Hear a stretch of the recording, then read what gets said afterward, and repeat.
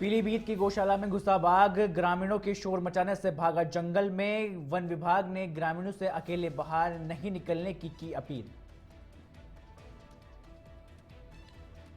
मथुरा में पुलिस की बिजली तार चोरी करने वाले बदमाशों से मुठभेड़, एक बदमाश गोली लगने से घायल, अवैध तमंचा, चोरी का तार और अन्य सामान बरामद।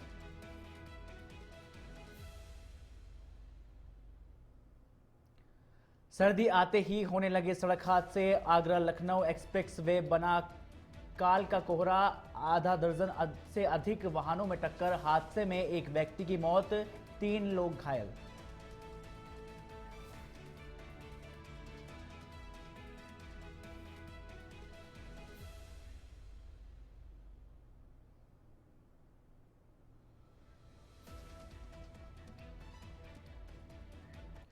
नमस्कार, आप देख रहे हैं इंडिया अहेड और मैं हूं आपके साथ राहुल। बुलेटिन की शुरुआत करेंगे बड़ी खबर के साथ। पीलीभीत के माधोतांडा क्षेत्र में परशुरामपुर गांव में स्थित गौशाला में हड़कंप मच गया जब अचानक एक बाघ गौशाला के अंदर घुस आया। बाघ को देखकर वहां बंधे गोवंश इधर उधर भागने लगे, जिससे परिसर में अफरा तफरी सी मच गई।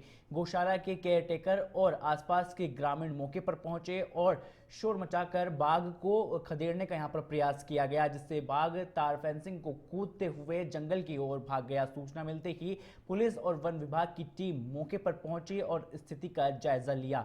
वन विभाग के कर्मचारियों ने आसपास क्षेत्र में निगरानी इनकी ओर से यहाँ पर निगरानी रखी जा रही है। तो वहीं बता दें कि ग्रामीणों को अकेले बाहर ना निकलने, साथ ही किसी भी संदिग्ध गतिविधि की तुरंत सूचना देने की अपील भी की गई है।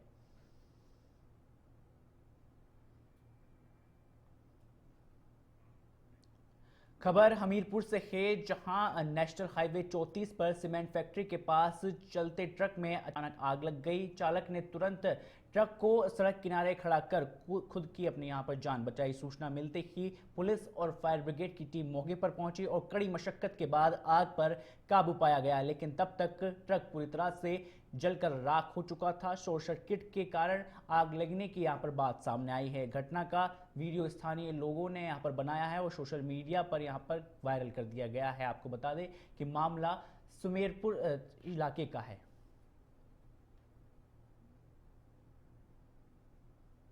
गाड़ी में आग लगी है, अचानक आग लग गई है और उसमें शॉर्ट सर्किट हुआ है शायद। इसके लिए हमें फैक्ट्री के पास में आ गए थे तो अचानक आग लग गई, तो उसकी वजह से हमें गाड़ी साइड करना पड़ा और हम भी थोड़ा बहुत जल गए हैं और इसमें तो दिक्कत हुई है हमें। मथुरा के नोह झील थाना क्षेत्र में यमुना एक्सप्रेस वे पर बिजली तार चोरी करने वाले बदमाशों से पुलिस की मुठभेड़ हो गई। मुठभेड़ के दौरान पुलिस की जवाबी कार्रवाई में एक बदमाश गोली लगने से घायल हो गया, जिसे अस्पताल में यहां भर्ती करवाया गया है। पुलिस ने अभियुक्त के कब्जे से एक तमंचा, जिंदा कारतूस और एक गाड़ी और साथ ही विद्युत तार काटने के उपकरण और 14 बंडल बिजली के तार यहां पर बिजली के जो बंडल है वो यहां पर बरामद किए। माफ कीजिएगा, 14 बंडल बिजली के तार यहां पर बरामद किए गए हैं।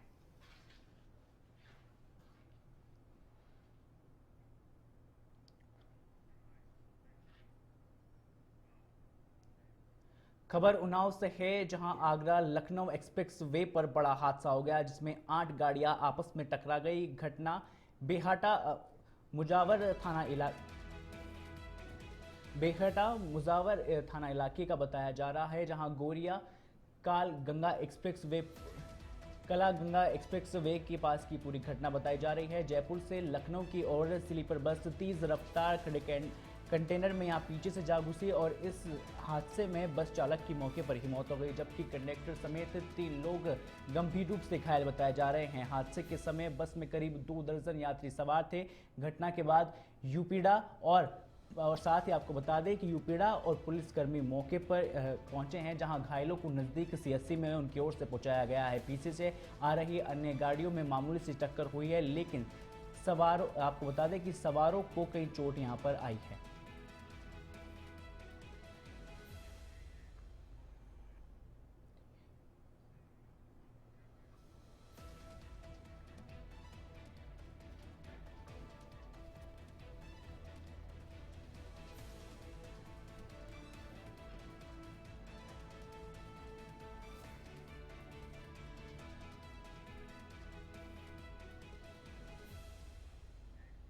खबर बदायूं से है, जहां मुझांग आपको बता दें कि मुसाझांग थाना इलाके के मुसाझांग जियारत के पास एक दर्दनाक हादसा देखने को मिला है, जिसने तेज रफ्तार ट्रक की टक्कर में टेम्पू को यहां पर टक्कर मार दी। इस हादसे में टेम्पू सवार रजत गुप्ता निवासी दातागंज की मौके पर ही मौत हो गई है। टेम्पू में लगभग आधा दर्जन से ज्यादा लोग यहां पर सवार थे, जिन्हें हल्की फुल्की चोटें भी आई है। मृतक रजत अपने घर से दिल्ली की ओर यहां पर निकला था और दातागंज से बदायूं आ रहा था। तो वहीं लोगों की सूचना मिलने पर 108 एम्बुलेंस कर्मी मौके पर पहुंचे और घायलों को जिला अस्पताल में यहां पर भर्ती करवाया गया है, जहां डॉक्टरों ने रजत को मृत घोषित कर शव को मोर्चरी में रखवाया है। मौत की खबर सुनते ही परिवार में कोहराम मचा हुआ है।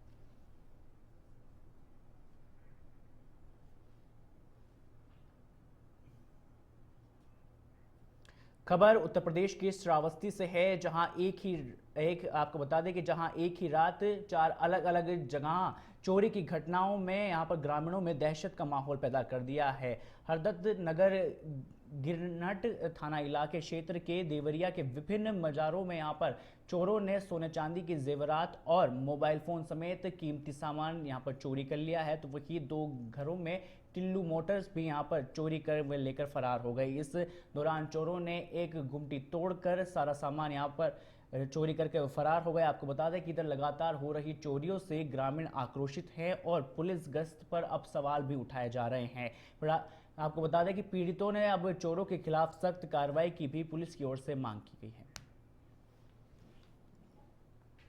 तो देखिए, उत्तर प्रदेश के श्रावस्ती से ये खबर आपको बता रहे हैं, जहां चोरों का लगातार आतंक बढ़ा हुआ है। उसको लेकर ग्रामीणों में दहशत का माहौल है। साथ ही तमाम जो लोग हैं वो आपको बता दें कि आक्रोशित भी यहाँ पर नजर आ रहे हैं। हरदत्त नगर गिन्नट थाना क्षेत्र के देवरनिया के विभिन्न मज़ारों में चोरों ने सोने चांदी के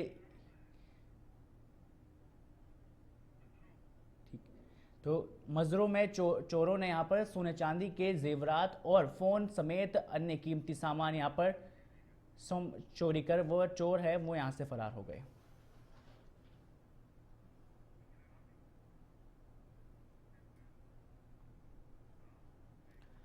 उत्तर प्रदेश से अगली खबर का रुख करते हैं। हमीरपुर जिले के मैं आपको बता दें कि घने कोहरे के कारण रविवार सुबह बुंदेलखंड एक्सप्रेसवे पर एक दर्दनाक सड़क हादसा देखने को मिला, जहां मोदहा कोतवाली थाना इलाके के इचोली गांव के पास बुंदेलखंड एक्सप्रेसवे के 71.8 किलोमीटर पॉइंट पर पीछे से आ रही बस ने बोलेरो वाहन को यहां पर जोरदार टक्कर मार दी। इस हादसे में बोलेरो सवार 3 लोगों की मौके पर ही मौत हो गई, जबकि 4 लोग गंभीर रूप से घायल बताए जा रहे हैं। टक्कर इतनी तेज थी कि बोलेरो पूरी तरह से क्षतिग्रस्त हो गई है और बस के पीछे का आपको बता दें कि बस के नीचे यहाँ पर जो कार है वो जा घुसी। हादसे के बाद एक्सप्रेसवे पर अफरा तफरी मच गई। सूचना पर पहुंची पुलिस ने घायलों को एम्बुलेंस से ट्रॉमा सेंटर में बांदा भिजवा दिया है, जबकि मृतकों के शव को मोदहा सामुदायिक स्वास्थ्य केंद्र यहां पर लाया गया। पुलिस के अनुसार यहाँ पर आपको बता दें कि बोलेरो सवार सभी लोग महोबा जनपद के थाना खन्ना क्षेत्र के गयोड़ी गांव के निवासी थे, जहां क्रेन की मदद से क्षतिग्रस्त वाहनों को हटवाकर एक्सप्रेस वे पर यातायात बहाल करवाया है। हादसे के बाद बस चालक को मौके से यहां पर फरार हो गया।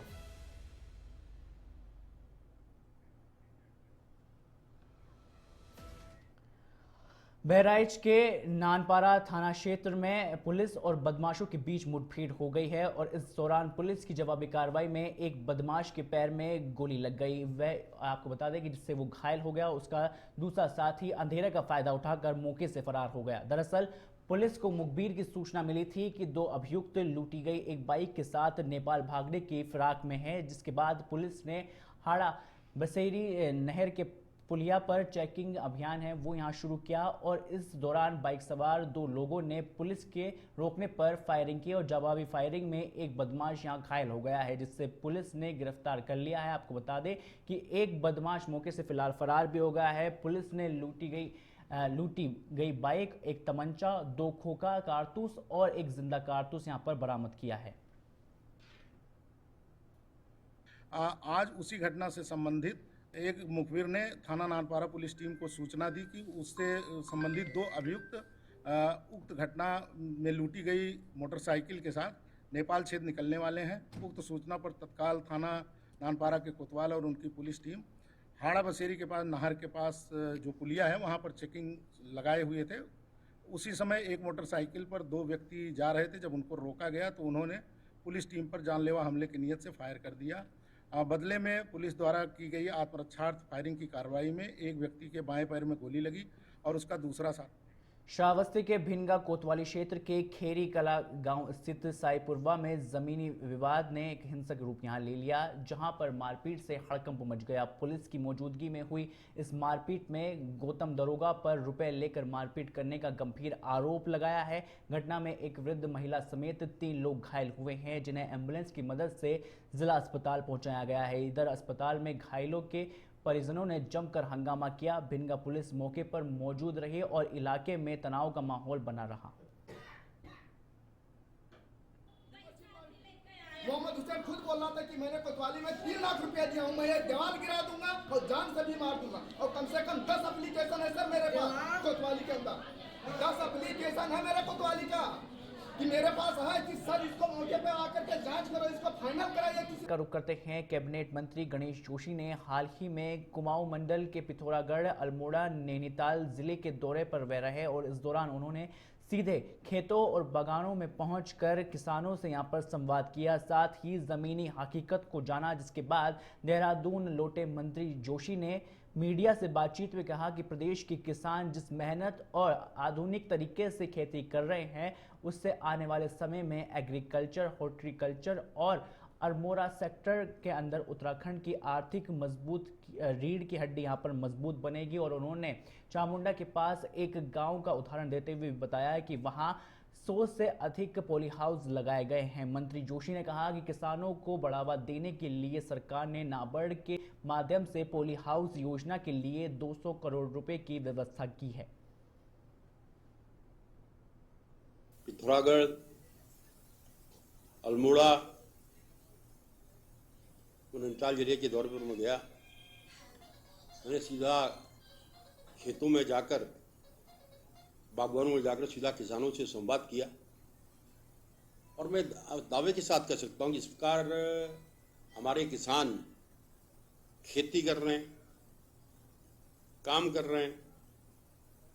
आने वाले समय में एग्रीकल्चर के, हॉर्टिकल्चर का और अरोमा का एक बहुत बड़ा योगदान यहाँ।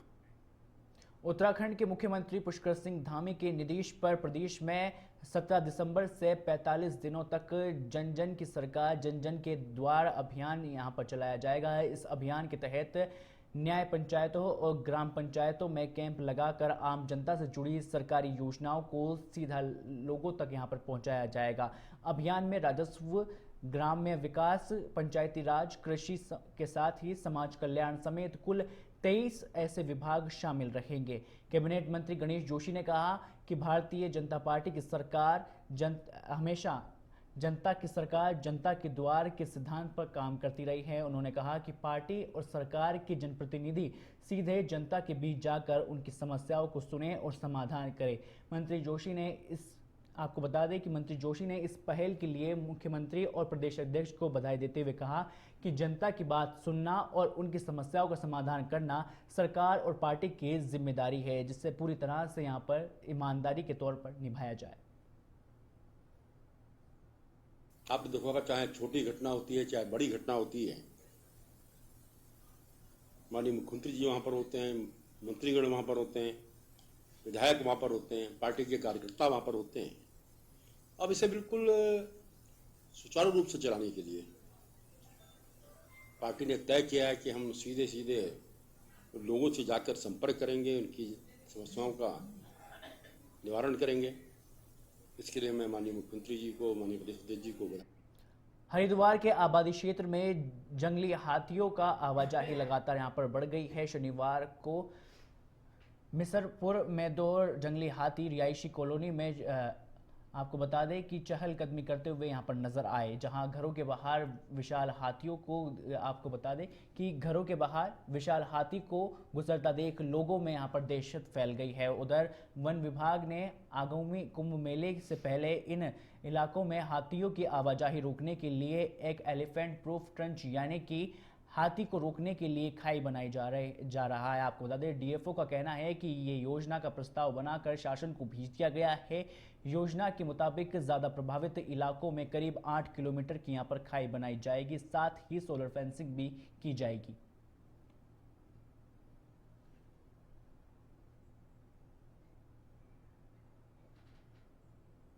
कनखल, जगजीतपुर, अजीतपुर, गाड़ोवाली, मिसरपुर, ये जो क्षेत्र है इसमें जो है पूर्व से ही हाथियों का आवागमन बना रहता है। इस आवागमन के दृष्टिगत और कुंभ के दृष्टिगत जो है कनखल से लेकर हमारा जो बैरागी कैंप से लेकर नीचे अजीतपुर तक इनकी आवाजाही रोकने हेतु एक एलिफेंट प्रूफ ट्रेंच, हाथी रोधी खाई का निर्माण प्रस्तावित किया गया है। उसके साथ साथ ही सोलर फेंसिंग का भी जो एक निर्माण प्रस्तावित किया गया है, जिसमें टोटल 7.5 से 8 किलोमीटर की